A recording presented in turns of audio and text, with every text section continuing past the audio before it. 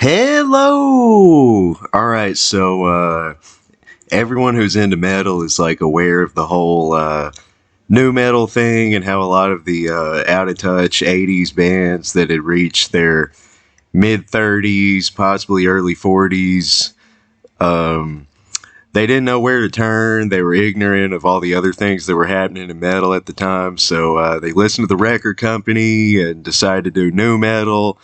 And a lot of them have kind of backpedaled from that over the years as it's become more fashionable to hate new metal. And most of these bands, especially these thrash bands around the mid to late 2000s, early 2010s, a lot of bands started trying to recreate their 80s golden years.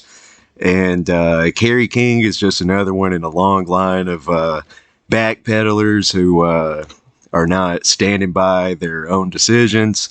Which, I mean, good for him. At least he has the clarity of mind 25 years later.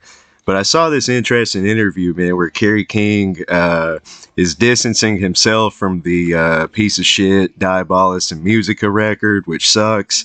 And which that would be cool, you know, to have him do that. But sounds like in the interview he's kind of blaming Jeff Hanneman for the travesty. So let's take a look at this article here from wonderful ultimateguitar.com. All right, so here's what KERRY King has to say about Diabolus and Musica, which is probably the worst Slayer record, although they've got a lot of bad ones, man.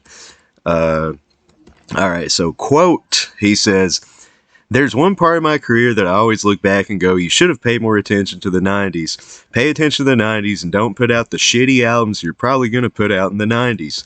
I don't like the stuff we did in the 90s. I was very disenchanted by music because bands that were getting popular I didn't understand and I still don't understand. I never liked Limp Bizkit. I never liked bands of that era. It just bummed me out and turned me off. And it's really visible to me on Diabolus and Musica. I didn't pay attention to that album. I had a couple songs in there, but I didn't contribute much as I usually do." Alright, so he goes on to say, I came back to my senses and I said, you know what? Fuck that. He also says, I'm getting to the part here where he blames Jeff. He says, I think Jeff tried to embrace being a little different, and I just hated it. So, throwing Jeff under the bus here, man. Which, honestly, my personal opinion is that probably all the members of Slayer were digging the new metal shit, and they, obviously, like, those guys were probably not keeping up with, like, death metal and black metal and sludge metal and all the other things that, like, were happening in kind of the underground.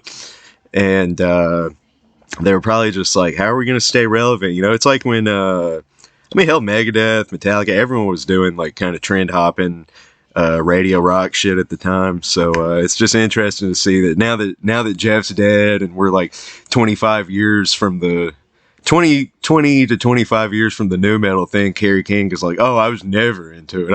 I've always been a thrasher. Personally, man, I remember I might have been 14 years old or something. I saw 14 or 15 maybe, man. I saw this interview with KERRY King where this has probably been scrubbed from the internet, but there's some interview with KERRY King where they're asking him what he thinks about different music, you know, and he said they pull up a copy of Celtic Frost, Morbid Tales, and KERRY King doesn't like it, you know, and then the very next selection is whatever the newest Slipknot record was at the time, and KERRY King's like, oh yeah, I like Slipknot. So he thinks we've forgotten him, but you know, KERRY, let's be real, he's probably got some Nickelback CDs, he's probably got some Mudvayne, he's probably got POD.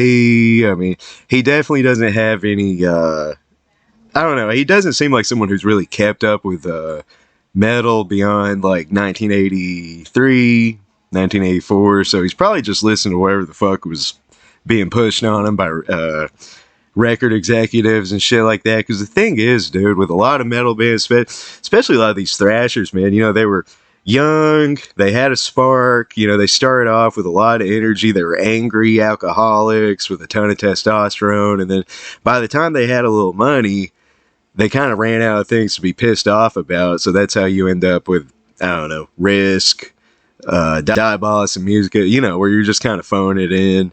So, what do you guys think, man? Kerry King throwing Jeff Hanneman under the bus for shitty Slayer. Oh, and in this same interview, man, Kerry King talks about how God Hates Us All is some grand comeback. I think that album's pretty close to like the new metal sound uh, already, you know? So, I mean, I don't really see that as like a return to form at all.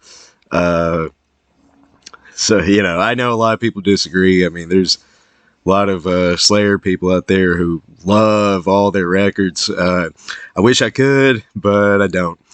So let me know what you think, man. I still think Show No Mercy and Hell Waits are the best ones. Although, honestly, you know, as long as your favorite is one of the first fives, I'll shake your hand. Uh, and you know, I mean, now Seasons, I don't really get that being someone's favorite, but I kind of do because it's kind of like uh it's hard to explain, man. Seasons is kind of where Slayer becomes like Slayer, the way like the media portrays it and stuff. It's like people think of that as like the Slayer sound and shit. There's an alarming number of people who haven't heard anything before Rain and Blood, but I mean those first two have so many like heavy metal elements that they kind of turn off like the more regular music guy type listener. You know what I mean by regular music guy. He's the music expert. He's heard Master of Puppets, he's heard Paranoid, he's heard Rain and Blood. Those might be the only metal records in his collection. And then the rest of the time he's listening to like Arcade Fire, stuff like that. So, or the Smiths, shit like that. But yeah, man, let me know what you think and have a great day.